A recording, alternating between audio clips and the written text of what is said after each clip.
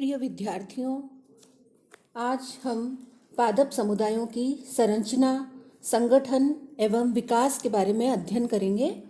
Composition, structure and development of plant community. तो सबसे पहले हम संगठन या कंपोजिशन देखते हैं। तो समुदाय जो होते हैं उनका अपना कोई निश्चित क्षेत्र नहीं होता। ये अनेक किलोमीटर के क्षेत्र से लेकर के एक छोटे से क्षेत्र में भी सीमित हो सकते हैं। अब पादप समुदाय में पाए जाने वाले जो सभी पेड़ पौधे होते हैं वे समान रूप से महत्वपूर्ण नहीं होते, और संगठन की दृष्टि से हम इनको दो कैटेगरीज में डिवाइड कर सकते हैं।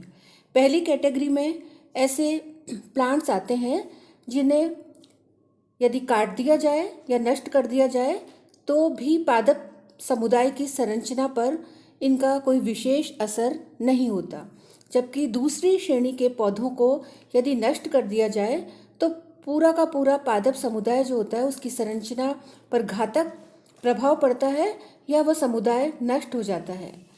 तो इस श्रेणी के पौधों को हम प्रमुख पादप या डोमिनेंट प्लांट्स या प्रभावशाली पौधे कहते हैं। अब किसी पादप समुदाय में जो प्रभावशाली पौधे या जो प्रमुख पौधे होते हैं वे एक ही प्रजाति के होते हैं। जैसे यदि हम किसी वन समुदाय की बात करें तो उसमें जो ऊंचे और विशालकाय जो वृक्ष होते हैं वे ही प्रभावी पादप या डोमिनेंट प्लांट्स होते हैं, और उनकी छाया में अनेक प्रकार के पौधे, विशेषकर शाकीय पौधे, इसके अलावा दुर्बल तने वाले आरोही पौधे, अधिपादप या एपिफाइट्स, अनेक पक्षी और अनेक जंतु भी इन डोमिनेंट जो वृक्ष प्रजातियां हैं उनके द्वारा संरक्षण प्राप्त करते हैं। अब यदि समुदाय की प्रभावी वृक्ष प्रजाति नष्ट हो जाती है तो उपरोक्त जो अभी हमने पौधों, पक्षियों, एपिफाइट्स, आरोही पौधे, शाकीय पौधे, जंतु, इनकी जो बात की थी जिनको कि उन प्रभावी वृक्ष जातियों के द्वारा संरक्षण मिल रहा था वह संरक्षण अब नहीं मिलेगा, और इसका घातक प्रभाव पूरे पादप समुदाय के संगठन पर या उसकी संरचना पर पड़ता है। अब एक और इम्पॉर्टेंट बात यह है कि पादप समुदाय का जो नामकरण होता है वह भी इसकी जो प्रभावी वनस्पति होती है या डोमिनेंट प्लांट्स होते हैं उनके नाम पर ही किया जाता है। यदि किसी पादप समुदाय में एक ही प्रजाति के पौधे प्रभावी होते हैं तब हम इसे कंसोसिएशन कहते हैं, और यदि इसमें एक से अधिक प्रजातियों के पौधे प्रभावी होते हैं तब हम पादप समुदाय को सहसंघ या एसोसिएशन कहते हैं। अब नेक्स्ट हम पढ़ते हैं पादप समुदाय की संरचना या स्ट्रक्चर। तो किसी भी पादप समुदाय में जो विभिन्न प्रकार के पौधे पाए जाते हैं वे दो प्रकार से व्यवस्थित होते हैं। एक तो क्षैतिज रूप से या हॉरिजॉन्टल डिस्ट्रीब्यूशन, दूसरा जो डिस्ट्रीब्यूशन है वह है वर्टिकल डिस्ट्रीब्यूशन या पौधे जो होते हैं ऊर्ध्वाधर रूप से व्यवस्थित होते हैं। तो किसी पादप समुदाय में पौधे क्षैतिज रूप से व्यवस्थित होकर के और ऊर्ध्वाधर रूप से व्यवस्थित होकर के पादप समुदाय की संरचना बनाते हैं।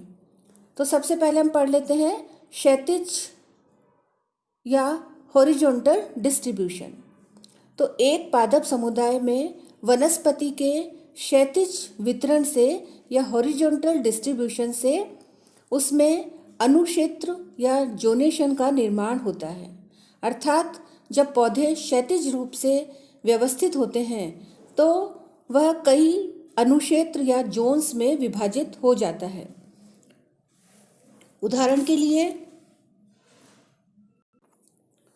हमारी पृथ्वी पर अक्षांश या लैटिट्यूड एवं ऊंचाई या एल्टीट्यूड के अनुसार विभिन्न प्रकार के पादप समुदाय पाए जाते हैं। तो जैसा आप चित्र के अंदर देख रहे हैं, इस चित्र में हम देखेंगे कि जब ऊंचाई बढ़ती है तब किस प्रकार के अनुक्षेत्र निर्मित होते हैं वनस्पति के, और जब लैटिट्यूड या अक्षांश जब बढ़ते हैं तो किस प्रकार की वनस्पति के क्षेत्र पाए जाते हैं। तो सबसे पहले हम पढ़ते हैं, जब एल्टीट्यूड या ऊंचाई जब बढ़ती है तो किस तरह के जोन्स या अनुक्षेत्र निर्मित होते हैं। तो हम देखते हैं कि जो हिमालय पर्वत पर ऊंचाई के साथ अनेक प्रकार के अनुक्षेत्र या जोन्स निर्मित होते हैं। जैसा आप चित्र के अंदर देख रहे हैं कि सबसे नीचे की तरफ ट्रॉपिकल क्षेत्र पाया जाता है या ट्रॉपिकल जोन निर्मित होता है, जिसके अंदर जो वनस्पति पाई जाती है वह रेन फॉरेस्ट, डेजर्ट और ग्रासलैंड्स पाए जाते हैं। नेक्स्ट जो क्षेत्र है ऊंचाई बढ़ने के साथ वह टेम्परेट जोन कहलाता है या टेम्परेट अनुक्षेत्र कहलाता है। इसकी वनस्पति ग्रासलैंड, डेसिडुअस फॉरेस्ट प्रकार की होती है। अधिक ऊंचाई बढ़ने पर टैगा जोन पाया जाता है, जिसकी वनस्पति है कोनीफेरस फॉरेस्ट्स। नेक्स्ट अधिक ऊंचाई पर टुंड्रा प्रदेश पाए जाते हैं या टुंड्रा अनुक्षेत्र पाए जाते हैं, जिनकी वनस्पति होती है लो शबी ग्रोथ्स, मॉसेस एंड लाइकेन्स। उसके भी ऊपर पोलर जोन निर्मित होता है, जहाँ पर स्नो और आइस पाए जाते हैं। तो ये थे एल्टीट्यूड बढ़ने के साथ पादप समुदाय में किस प्रकार के जोन्स या अनुक्षेत्र निर्मित होते हैं, और यह था प्लांट्स का क्षैतिज वितरण या हॉरिजॉन्टल डिस्ट्रीब्यूशन। अब हम प्लांट्स का हॉरिजॉन्टल डिस्ट्रीब्यूशन ही देखते हैं लैटिट्यूड बढ़ने के साथ में। तो आप जैसे चित्र के अंदर देख रहे हैं कि अक्षांश या लैटिट्यूड जब बढ़ते हैं तो किस प्रकार के वेजिटेशन के जोन्स या अनुक्षेत्र निर्मित होते हैं। तो भूमध्य रेखा से जब हम ध्रुवों की तरफ जाते हैं इस तरह से, तो हमारे पास में सबसे पहले भूमध्य रेखा के निकट ट्रॉपिकल अनुक्षेत्र पाया जाता है, जिसकी जो वेजिटेशन है वह rain forest, desert and grassland मिलती है। नेक्स्ट हमें दिखाई देता है टेम्परेट अनुक्षेत्र, जिसकी वेजिटेशन है grass and deciduous forests. Next जब भूमध्य रेखा से थोड़ा और दूर की तरफ जाते हैं हम, तो टैगा जोन पाया जाता है, जिसके अंदर वनस्पति पाई जाती है कोनीफेरस फॉरेस्ट्स। फिर टुंड्रा जोन या टुंड्रा अनुक्षेत्र पाया जाता है, जिसकी वनस्पति है low shrubby growths, lichens and mosses. अब जब हम ध्रुवों के निकट पहुंच जाते हैं तब हमें पोलर जोन या पोलर अनुक्षेत्र या ध्रुवीय अनुक्षेत्र दिखाई देता है, जहाँ पर स्नो और आइस पाए जाते हैं। तो हमने लैटिट्यूड या अक्षांश बढ़ने के साथ साथ हमने पादप समुदाय में क्षैतिज वितरण के कारण जो वेजिटेशन में अनुक्षेत्र निर्मित हुए थे वो देखे, और इसी के साथ साथ हमने एल्टीट्यूड या ऊंचाई बढ़ने के साथ साथ पादप समुदाय में जो अनुक्षेत्र बनते हैं वे भी हमने देखे। तो हमने देखा कि जब हम धरती पर भूमध्य रेखा से ध्रुवों की ओर जाते हैं और जब हम पर्वतों पर अधिक से अधिक ऊंचाई पर अग्रसर होते हैं तो पादप समुदाय के अनुक्षेत्र हमें समान दिखाई देते हैं। अब हम पढ़ते हैं पादप समुदाय में वनस्पति का ऊर्ध्वाधर वितरण या वर्टिकल डिस्ट्रीब्यूशन।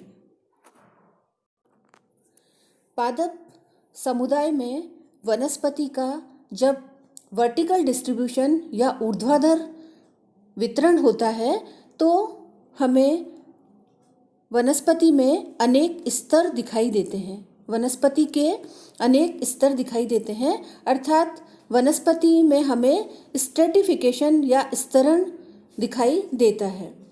तो हम जानते हैं कि पादप समुदाय में जो विभिन्न प्रकार के पेड़ पौधे पाए जाते हैं वे प्रायः एक समान ऊंचाई के नहीं होते। यदि वन की बात करें, हम वन समुदाय की बात करें, तो जो प्लांट्स हैं उनकी विभिन्न जातियां जो होती हैं वे अलग अलग ऊंचाई पर पाई जाती हैं। जैसा आप चित्र में देख रहे हैं, यहाँ पर वृक्षों का स्तर जो है सबसे ऊपर की तरफ है और उसके नीचे की जो लेयर या स्तर है वो झाड़ियों का या श्रब्स का है। फिर उसके नीचे अंडर श्रब्स पाई जाती हैं।